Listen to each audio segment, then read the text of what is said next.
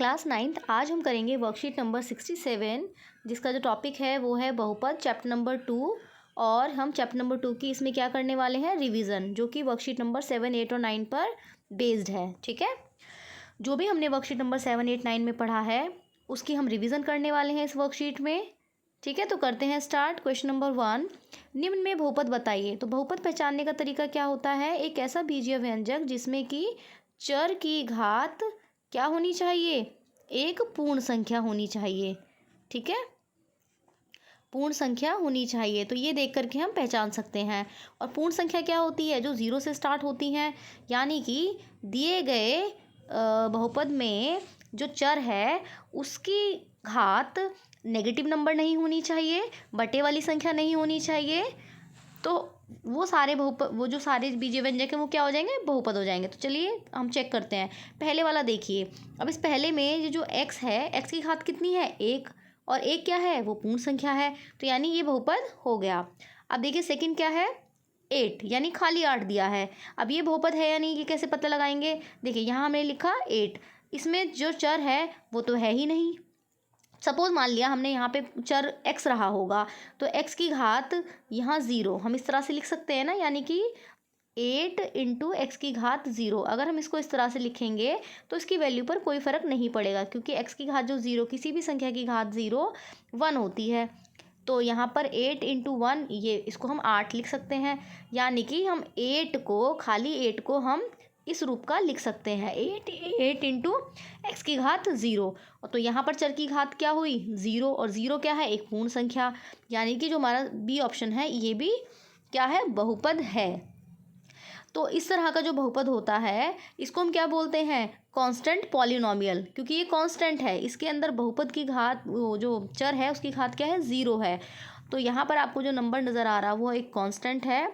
ठीक है, यानी कि इसको हम बोलेंगे कांस्टेंट पॉलिनोमियल अचर बहुपद। ये जो आपका ये जो 8 है ये आपका कैसा बहुपद होगा, अचर बहुपद।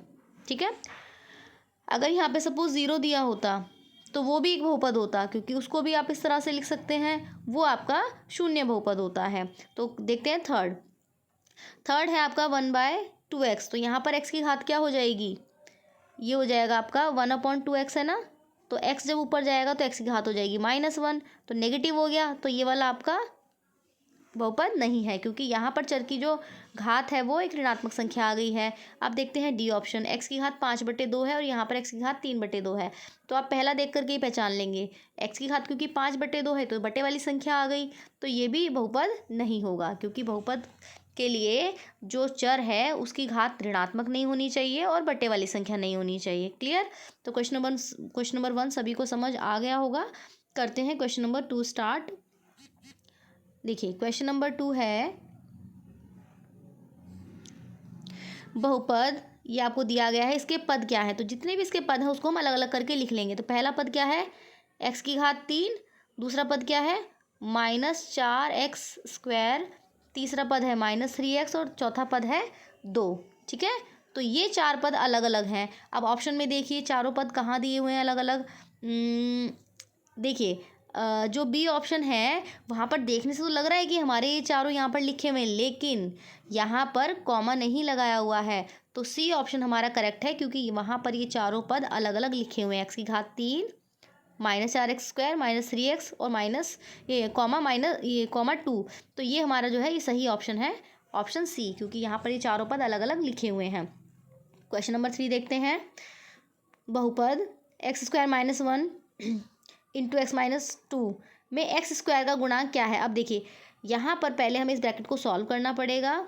ठीक है, पहले हम इस ब्रैकेट को सॉल्व करेंगे, ये जो दो मेरे दिए हुए हैं, x² - 1 इंटू x - 2। तो इसमें क्या करेंगे, पहले ये जो है x², इसकी गुणा इस पूरे ब्रैकेट में जाएगी ना, तो x - 2 और -1, और यहाँ पर हम क्या लिखेंगे, दूसरा ब्रैकेट ये। ठीक है, अब इसको हम सॉल्व कर लेंगे, x की गुणा इस पूरे ब्रैकेट में जाएगी, देखो इसमें भी और इसमें भी, और फिर -1 की गुणा इन दोनों में जाएगी। तो x की घात 3 -2x² minus x plus two, ये हमने ब्रैकेट को सॉल्व कर लिया है। अब देखिए हमें से पूछा गया है एक्स स्क्वायर का गुणांक, तो एक्स स्क्वायर के साथ जो भी लगा हुआ है, एक्स स्क्वायर के साथ क्या लगा हुआ है बताइए, ये हमारा पूरा पद है ना एक्स स्क्वायर वाला, तो एक्स स्क्वायर के साथ क्या लगा है -2, तो -2 इसका क्या हो जाएगा, गुणांक हो जाएगा। क्लियर। आप देखते हैं क्वेश्चन नंबर 4, बहुपद √5 की घात क्या है। अब देखो यहाँ पर √5 दिया है और चर तो कुछ है ही नहीं यहाँ पर, तो इसकी घात क्या होगी, इसकी घात होगी 0, क्योंकि यहाँ पर तो चर कुछ है ही नहीं। और अगर चर हमने सपोज इसके साथ हम लेट्स अज्यूम करते हैं कि इसके साथ कोई चर रहा होगा, तो उसकी घात क्योंकि 0 होगी तभी तो खाली ये बचा, क्योंकि इसको हम लिख सकते हैं जैसे कि मैंने आपको भी ऊपर बताया था एग्जाम्पल में, जहाँ पर 8 था, है ना, उसकी तरह हम यहाँ पे कर लेंगे एक्स की घात 0, सपोज इस तरह से रहा होगा, तो इसको हम ये लिख सकते हैं और इसकी वैल्यू पर कोई फ़र्क नहीं पड़ेगा। तो यहाँ पर चर की घात 0 होनी चाहिए, तभी पॉसिबल है कि ये इस तरह का बहुपद बनेगा। क्लियर। तो क्वेश्चन नंबर 4 हमने कर लिया है। अब करते हैं क्वेश्चन नंबर 5। देखिए क्वेश्चन नंबर 5 में हमसे पूछा गया है बहुपद x² - 2x के शून्यक हैं, क्या है देखिए। अब ये x² - 2x के शून्यक निकालने के लिए जो भी हमें बहुपद दिया होता है उसको हमेशा 0 के बराबर रख देते हैं। तो यहाँ पे जो कॉमन आ रहा है उसको ले लेते हैं, x कॉमन आ रहा है इन दोनों पद में, x कॉमन ले लिया, अंदर क्या बचा x - 2 = 0। तो अब यहाँ पर इस तरह की इक्वेशन बन गई है x × x - 2 = 0, इसका मतलब या तो ये 0 के बराबर होगा, ठीक है, या फिर x - 2 0 के बराबर होगा। किन्हीं भी दो संख्याओं का प्रोडक्ट अगर 0 के बराबर है, इसका मतलब उन दोनों में से किसी एक को 0 के बराबर होना पड़ेगा, तभी जो गुणनफल है वो 0 होगा। तो एक वैल्यू तो हमारे पास ही सीधा सीधा आ गई, और यहाँ x - 2 जब इसको हम सॉल्व करेंगे = 0 को, तो x बराबर क्या हो जाएगा 2। तो ये हमारे दो शून्य का आ गए हैं, और ऑप्शन हम चेक कर लेंगे कहाँ पे ये ऑप्शन है, ये रहा 0 2। क्लियर। तो ये हमारा जो ऑप्शन है वो डी इसका सही है। अब देखते हैं क्वेश्चन नंबर 6। क्वेश्चन नंबर 6 में देखिए, निम्न में सही या गलत लिखें। प्रत्येक बहुपद एक समीकरण भी होता है। क्या ऐसा होता है? नहीं, क्योंकि बहुपद में =0 नहीं लिखा होता, और समीकरण के लिए क्या होता है =0 लिखा होता है। तो ये हमारा जो है, ये हमारा दिया गया है गलत। ठीक है। सेकंड देखिए, प्रत्येक बहुपद द्विपदी होता है। क्या ऐसा ज़रूरी है कि प्रत्येक बहुपद द्विपदी होगा? द्विपदी का मतलब उसके अंदर सिर्फ 2 ही पद होंगे? नहीं, एक भी हो सकता है, 2 भी, 3 भी, तो ऐसा ज़रूरी नहीं है। इसका मतलब ये भी गलत है। थर्ड देखिए, द्विपदी बहुपद की घात 5 भी हो सकती है। अगर कोई द्विपदी बहुपद है यानी कि 2 पद वाला है, तो उसकी घात 5 हो भी सकती है, नहीं भी हो सकती। ठीक है, तो यहाँ पर ये पॉसिबिलिटी दी गई कि हो सकती है, तो ये ठीक है, क्योंकि इस तरह का कोई एग्जाम्पल हो सकता है। सपोज मान लिया 3x की घात 5 + 2x की घात 4 प्लस ऐसे करके कुछ हो सकता है। यहाँ पे सपोज x की घात 3 + x, इस तरह से। तो ये हमारा जो बहुपद है, ये एक ऐसा बहुपद है जिसकी घात क्या है 5 है। ठीक है, तो ये हमारा सही होगा, क्योंकि ये पॉसिबिलिटी है। शून्यक बहुपद की घात अपरिभाषित होती है। बिल्कुल सही, क्योंकि शून्यक बहुपद क्या होता है? शून्यक बहुपद यानी जो 0 है। ठीक है, इसको हम बोलते हैं शून्यक बहुपद या शून्य बहुपद। तो अब इसकी जो घात है उसे हम कैसे डिफाइन करेंगे? हम कर ही नहीं सकते, क्योंकि इसके साथ अगर x की घात 0 होगा तो भी, अब x की घात 1 और 0 × x की घात 2, तो x की घात यहाँ पे कुछ भी होगा ना, तब आंसर क्या होगा, वो हमेशा 0 आएगा। तो हम इसको डिफाइन नहीं कर सकते कि x की घात यहाँ पर क्या होगी। तो इसका भी आंसर क्या होगा, सही, यानी फोर्थ भी सही है। आपके ये थर्ड और फोर्थ जो है इनका आंसर सही आएगा। अब देखिए फिफ्थ, ये यहाँ पे आई लिखा हुआ है, ये फिफ्थ पार्ट है इसका। ठीक है, एक बहुपद का शून्यक हमेशा 0 होता है।